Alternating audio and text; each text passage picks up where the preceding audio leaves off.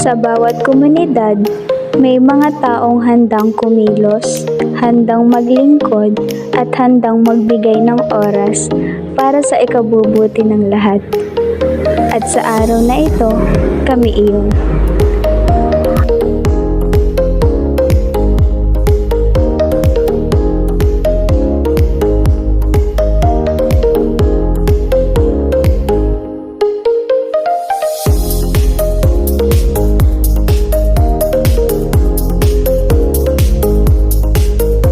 Habang bawat pulis ay ginagalaw at bawat upuan ay inaayos, hindi lang kalinisan ang aming ibinibigay kundi respeto sa banal na lugar na ito.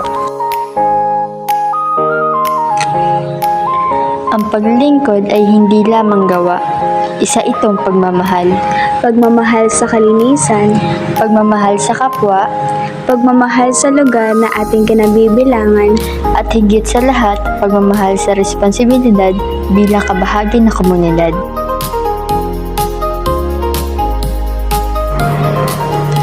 sa bawat pagtutulungan, natutunan namin na ang paglilingkod ay hindi kailangang malaki upang maging makabuluhan.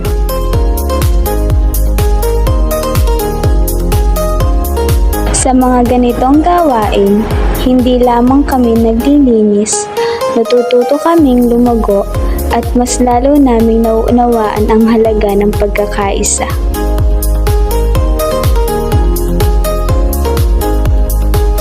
Ang paglilingkod, gaano man kaliit ay may kapangyarihan gumawa ng malaking pagbabago. Lumapit sa akin at magpahinga. Nang panahong iyon, sinabi ni Jesus, Ama, Panginoon ng langit at lupa, salamat sa iyo sapagkat inilunin mo ang mga bagay na ito sa kaluluwa at inihayag mo naman sa mga nagkakaobang lugar ng sabat.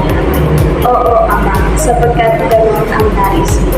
At sa bawat ngiti at pagtutulungan, nakita namin kung gaano kalakas ang isang komunidad kapag nagkakaisa. Bawat basurang aming pinulot ay simbolo ng maliit ngunit makabuluhang kontribusyon.